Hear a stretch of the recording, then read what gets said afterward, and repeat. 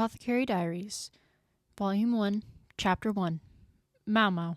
What I wouldn't give for some good street stall mute skewers. Mau Mau looked up at the overcast sky and sighed. She lived in a world that was at once a place of unparalleled sparkling beauty and a noxious, suffocating cage. 3 months already. Hope my old man's eating properly. It seemed just like the other day that she had gone into the woods to gather herbs, and there had met 3 kidnappers. Let us call them villagers 1, 2, and 3.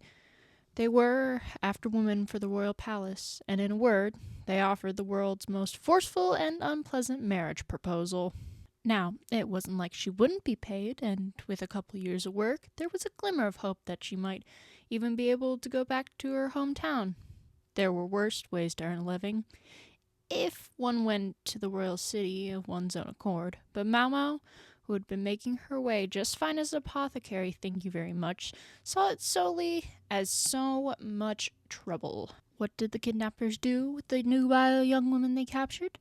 Sometimes they sold the girls to the eunuchs, putting the proceeds towards a night of drinking for themselves. Sometimes the young ladies were offered in lieu of someone's own daughter.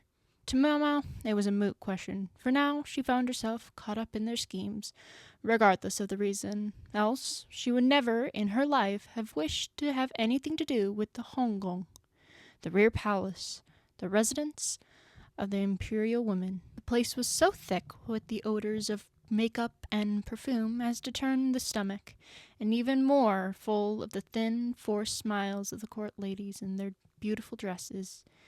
In her time as an apothecary, Mau Mau had come to believe that there was no toxin so terrifying as a woman's smile.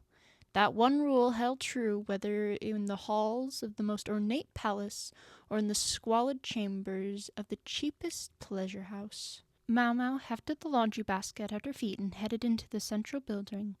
Unlike the dazzling front facade, the dreary central courtyard housed flagstone-paved washing areas, where the court servants, people who were neither quite man nor quite woman, did laundry by the armload.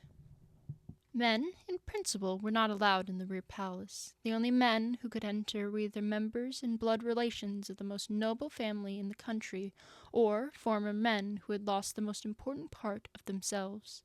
Naturally, all the men Mau Mau was looking at right now were the latter. It was twisted, she thought, but admittedly a logical thing to do. She set down her basket and spotted another one sitting in the next building over. Not dirty clothes, but clean laundry that had dried in the sun. She glanced at the wooden tag dangling from the handle. It bore an illustration of a leaf, along with a number. Not all of the palace women were literate.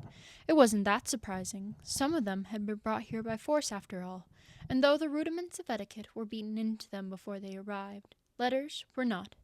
It would probably be lucky, Mau Mau reflected, if half the girls that got snatched from the countryside turned out to know how to read. It was, one might say, a hazard of the rear palace growing too populous. Quality was being sacrificed for quantity.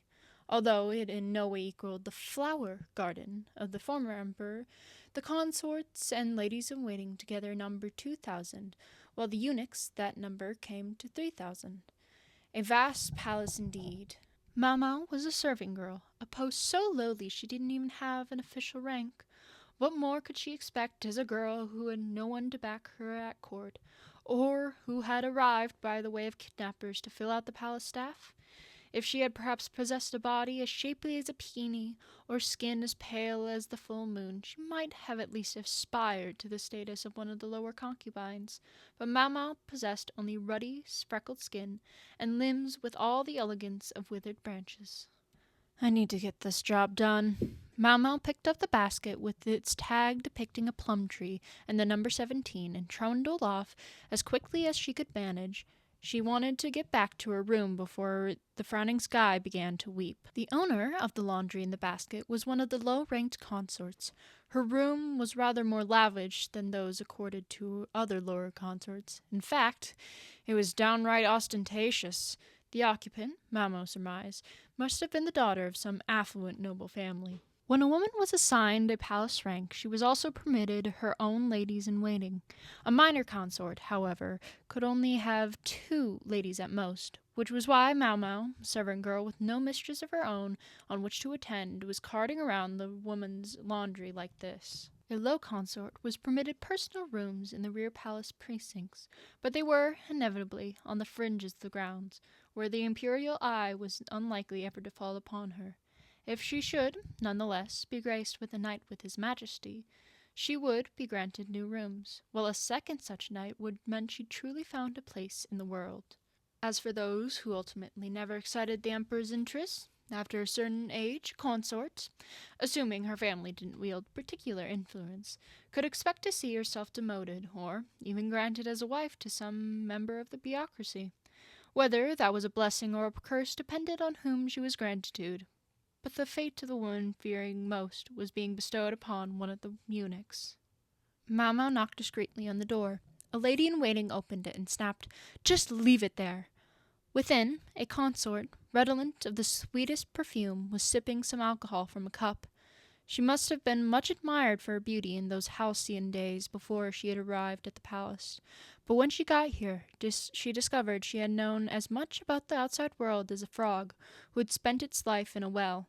Crowded out by the array of dazzling flowers in the garden, she had lost her will to continue fighting for a place here, and of late had ceased to come out of her room at all. "You know no one's going to come visit you in your own room, right?" Mau Mau traded the basket in her arms for the one sitting outside the door, and went back to the laundry area. There was much work to do still. She may not have come to the palace of her own volition, but they were still at least paying her, and she intended to earn her keep. Mau Mau the apothecary was diligent-minded if nothing else. If she kept her head down and did her job, she could hope to leave this palace some day. If never, she assumed, to gain royal notice. Sadly, Mau Mau's thinking was, let us say, naive. She didn't know what was going to happen. No one does. That's the nature of life. Mau Mau was a relatively objective thinker for a girl of 17, but she did have a few qualities that continually dogged her. For one, curiosity, and for another, a hunger for knowledge. And then there was her budding sense of justice. A few days hence, Mau Mau would uncover a mysterious and terrible truth concerning the deaths of several infants in the rear palace.